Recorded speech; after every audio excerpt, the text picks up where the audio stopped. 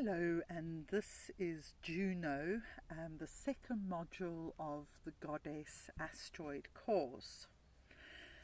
So Juno is the goddess of the sacred marriage, and she is all about alchemy. And in this respect, she has connections with the planet Saturn. If you were looking at two people's charts and the success of a long-term relationship, one of the planets you would look at would be Saturn, because Saturn has this enduring quality, which is what a marriage needs to ride through the highs and lows of life. And Juno's adds a whole new layer to relationship astrology, which is really fascinating. So traditionally, astrologers would look at the placement of Venus, which sign Venus is in, which house Venus is in. And we'd also look at the seventh house, which is the house of relationships, what sign is on that cusp, what planets are in the seventh house. So all these things can give us a lot of quite specific information about what that person unconsciously is seeking, what kind of karma they've got in this lifetime that they're trying to work out with their other half. So when we look at Juno, we can look at other archetypes, such as the Greek archetype Hera, who is pretty much the same archetype, and we can also look at Isis and Osiris, because a lot of Isis's stories, even though we've already identified her very strongly connected to Ceres, is that she is also, I would say, strongly connected to Juno, in that her life and myth very much revolve around her and Osiris. So the male and the female integration are very important. Okay, and so let's look at the myth of Juno first of all. So Juno is married to Zeus, who is also Jupiter in astrology. And they live on Mount Olympus. You know, Juno has a lot of status, a lot of power and wealth because of her relationship with Zeus. However, Zeus is not what one might call an ideal husband, because he's a real philanderer. And actually often he even tricks other women, mortal women he seems especially interested in, into having sex with them. Sometimes he even rapes them, but so his behavior is pretty appalling, really. And so most of the stories around Juno and Hera involve her kind of rage and grief. I guess she must have felt grief, which kind of led her to some quite appalling behaviour on her behalf too. So just one example is she turns Io, who didn't even have consenting sex with Zeus, it wasn't her fault, he turned her into a white cow who had to roam the world being stung by flies. So a lot of Zeus's, other partners and their offspring came to a very dodgy end or life at the hands of Juno. And then, there's another really sad side to this, is that Hera's own children, who she also conceived through affairs, were also very kind of ugly monster children, and yet some of Zeus's lovers produced sort of hero gods such as Heracles, whose name comes from Hera, but she did actually decide to bless Heracles, hence his name, and not kill him or maim him for life. So we have really this description of a not very happy situation in the myth. And so one of the things that someone with strong Juno in their chart can actually be living out this myth in some way. So the husband might, for example, hold a powerful and wealthy position, and so the wife is has to make sacrifices herself for that marriage to exist, and he might have affairs. Or the thing I've actually come across a few times is the husband didn't have affairs, but he was a workaholic. So it's almost like his affair was actually with his work. So there was sacrifices to be made. So I just want to give a quick run through of, I've talked in Keres and Juno now about if you have these asteroids accentuated in your chart. So what do I mean by that? So the first thing is anything in the first house would be magnified in importance in the birth chart, because the first house is all to do with self, and the closer to the horizon the better, the stronger really, because anything close to the horizon was actually rising at the time of the person's birth. So it's like their special planet, you might say, or asteroid. Other accentuated places would be conjunct the sun, which is also represents the self, conjunct the moon, which is a very important part of our more yin unconscious psyche. And then there's the midheaven, which is associated with our career path. So all of these are considered to be strong positions in the chart. And there's other things as well, that's not a definitive list. So if whatever planet Juno is connected with, that might also mean Juno has more weight to carry in this person's archetypal and mythical life. And just to say, there's positions which are also not accentuated, and those could be, for example, the 7th house, which is the relationship house. So when something's in the 7th house, we tend to project that onto our partner, not really even see it as our self. We'd see it as that person. And then there's the 12th house, which is the subconscious house, quite moon-like, ruled by Pisces and Neptune. So again, things in the 12th house, the person may not even be aware really of this archetype, even within themselves. Okay, so in the sort of journey of being an astrologer with the goddess asteroids, I've always felt it's important to put over the positive archetype, though, not just to kind of focus on the myth, but actually how do we transcend the myth? Because it feels very much that we tend to get quite stuck anyway in our planetary patterns. So I've never wanted my job to kind of keep people stuck, by saying, oh yes, you've got this kind of Juno style relationship, and that must be really miserable for you, because Juno's about much more than that. So when we look at the positive side of Juno, we can see that she's a very regal, she's a very powerful woman, and she has a great sense of civic responsibility as well.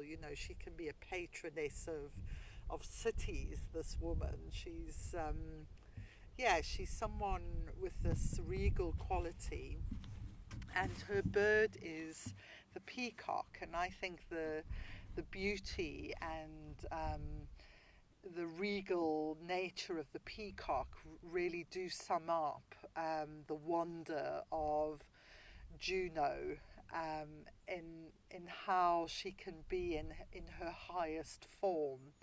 And she commands respect and she commands honour from men.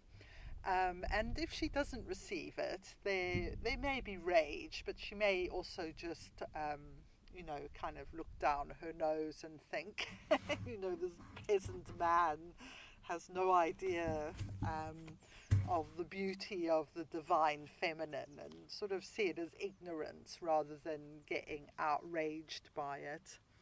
She might become outraged by things like affairs of her husband and take some interesting forms of revenge on people, although I can't really recommend any forms of revenge as an astrologer, because they obviously have great karma involved whenever you take revenge on somebody. So it's always better to process your feelings about it and express how you feel about it, definitely, but draw the line at actually taking revenge if you can help that. Okay, so another part of Juno I've become more and more interested in over the years has been to do with the alchemy of the sacred marriage. And alchemy in itself is absolutely fascinating and very much connected with the processes of astrology. But it is definitely true to say that the state of our inner sacred marriage will be reflected in our outer sacred marriage. And the more we work at actually integrating Juno into ourselves. So if I just say one way in which I felt I've done that is, I think when I was younger, I didn't have much self-esteem really.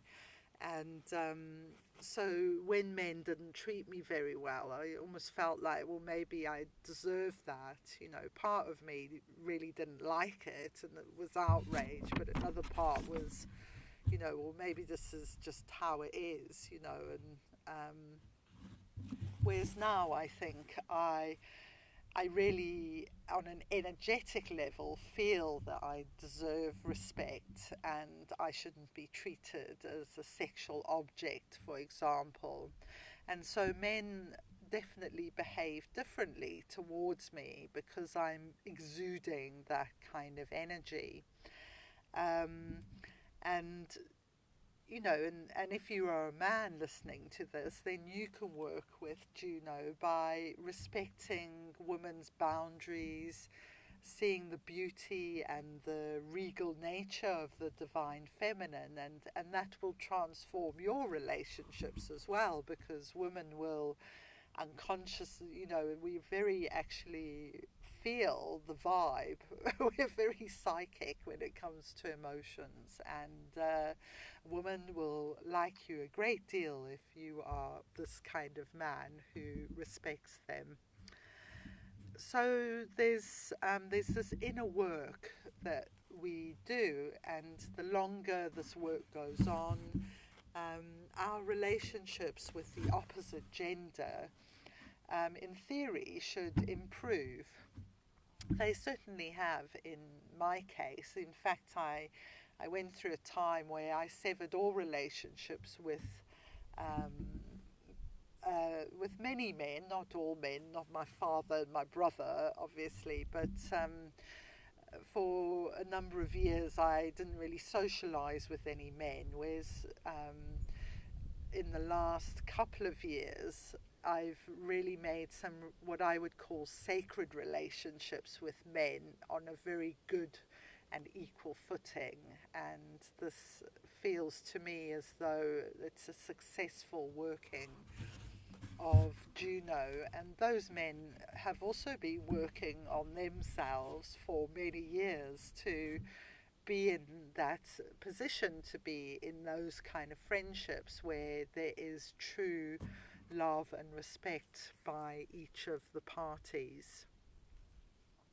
So it's important work that we're doing with Juno, you know, the whole balancing of the yin and the yang, which has so many different levels. One, for example, which I find particularly fascinating, is the alkaline and acidity of the body. So yin is alkaline and yang is acidic. And, you know, it's very interesting that illnesses like cancer, for example, can't thrive in an alkaline environment. So what can that tell us about the nature of cancer and what kind of emotional changes and lifestyle changes we can make to actually be in a yin body, so that these prolific illnesses affecting our planet at the moment leave us alone. That's a good plan. And it's, you know, it's a much bigger way really of looking at health problems. You know, where do they begin with this, you know, the body starts to go out of balance. And we can also connect this with the East and the West, the East being yin, the West being yang. And in the work of Jose Arguelles, there's this connection between, you know, the brain and the world. The world brain and our brain are in synchrony. Well, they need to be in synchrony. If they were, all would be well. And so there's this thing about the East and the West, which is also about being more right-brained, being more in our creative brain, being holistic in the way that we view things, because the left brain is very linear.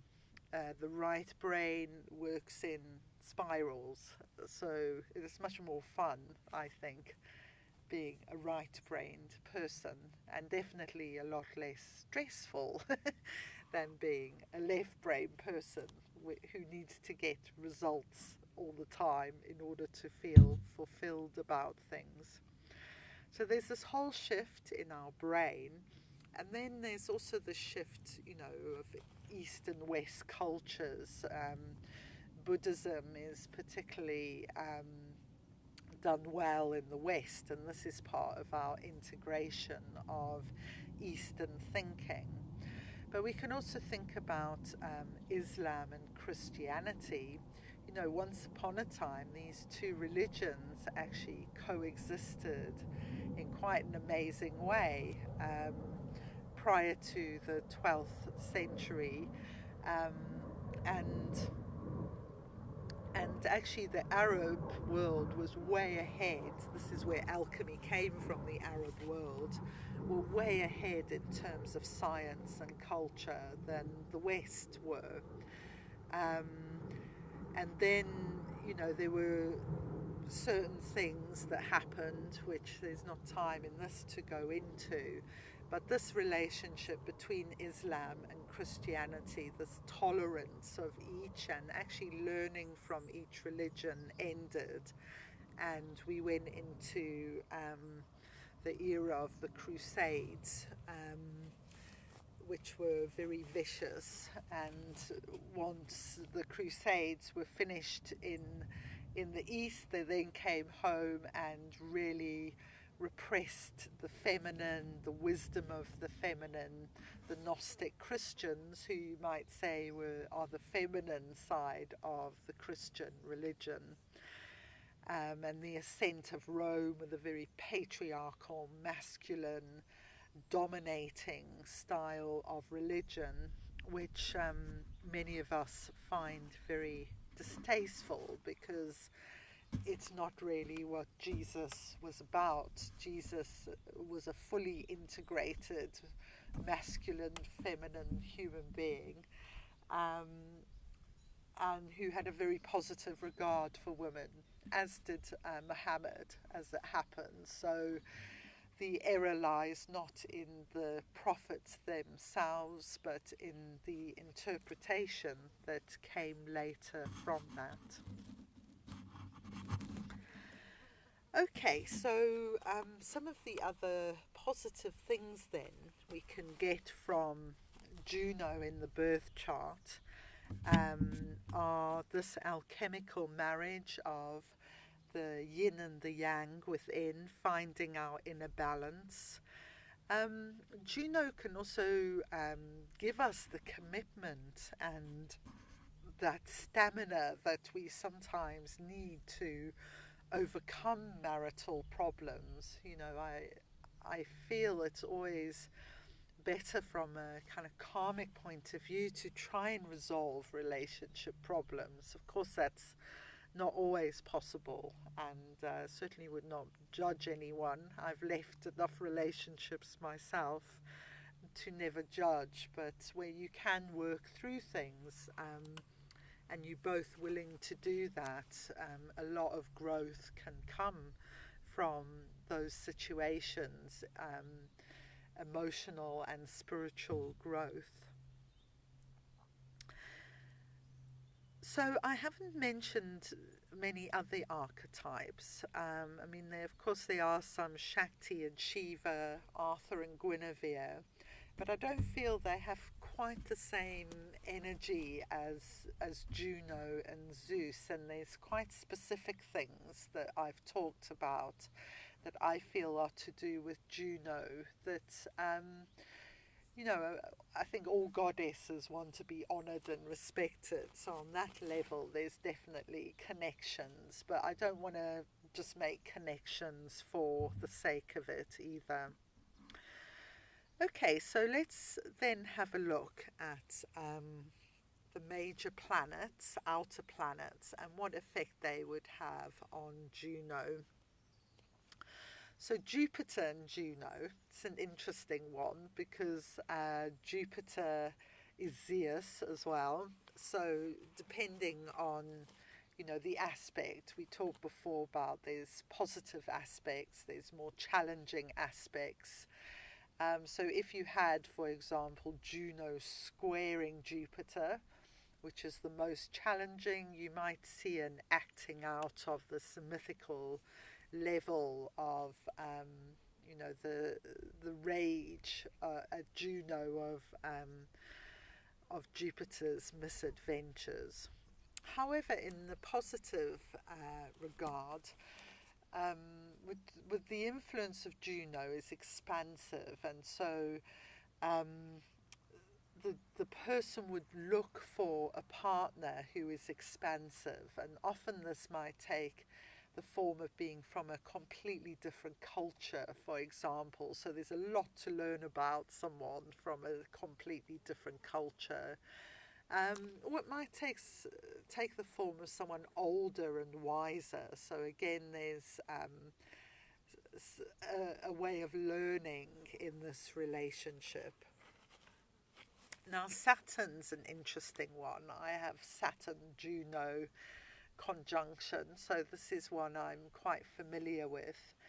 The relationship will bring restrictions in some way, and it's through these restrictions, though, that growth can come about.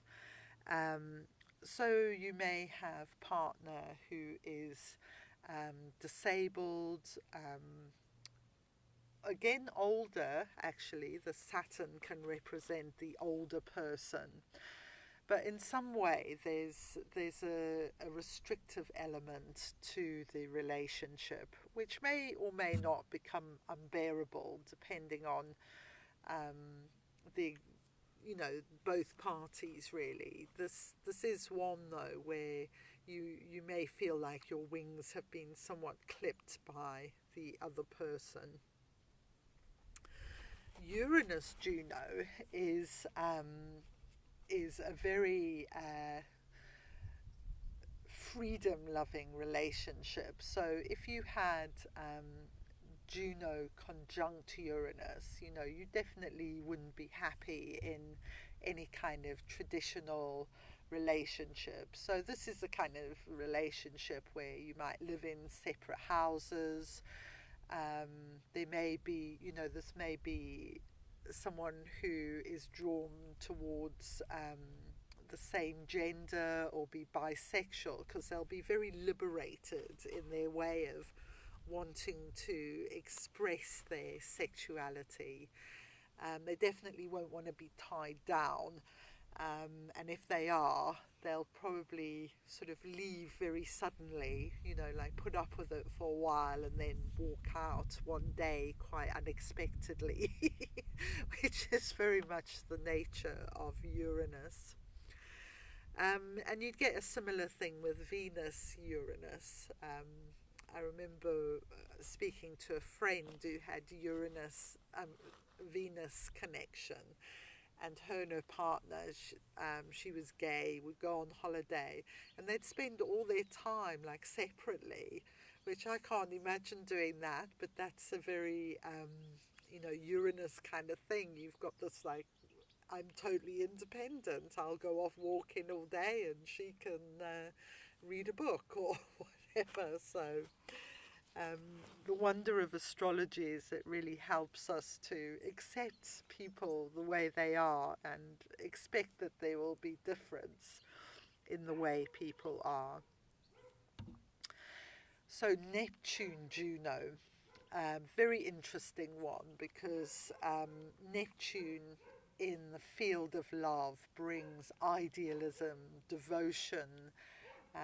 You could have an image of the knight on a white horse arriving and scooping the maiden up in his arms. And so there's this kind of heroic narrative that can go on with Neptune. And it's very idealistic. So in the long run, actually, some of the hardest relationships can be around the Neptune energy, because having begun with this extremely high expectation and rose-tinted glasses, what tends to follow is disappointment. And once you're into that, forever feeling disappointed with your partner, that can be a very kind of damaging energy. And then finally we have Pluto and Juno. Pluto, where Pluto goes, trouble follows is one of my mantras. But by the same token, Pluto can bring about the most transformation, the most spiritual and emotional growth. But there is going to be some challenging situations here. So a person may attract that kind of dark, plutonic kind of male, or the femme fatale female. It's a very sexual energy, very raw, passionate energy. And there can also be the jealousy, though, and the control that goes with that Pluto intensity that is required. This is a sort of relationship where that there's a need for a level of emotional intensity as well, which may be there at the beginning, but once the relationship settles down, the person may actually feel quite bored because it's not as intense, and they may kind of provoke drama to keep the intensity going. There might be, it's the kind of breakup sex is the thing that's coming into my mind that this Juno-Pluto person might really enjoy. but it can be a very, very empowering as well if you learn how to integrate the Pluto. And, this can be Juno who rises from the ashes, kind of Juno as well, the phoenix bird Juno. Okay, so there's some things to think about, and to hopefully you can have a look at your own chart and think about how all of this relates to you. If there's anything in particular that connected to your experience, it would be really lovely to put that on the Facebook group, the closed group. Only people doing this course can join that group, so it'll be a safe place to put your comments. Okay, so we shall see you next for module 3.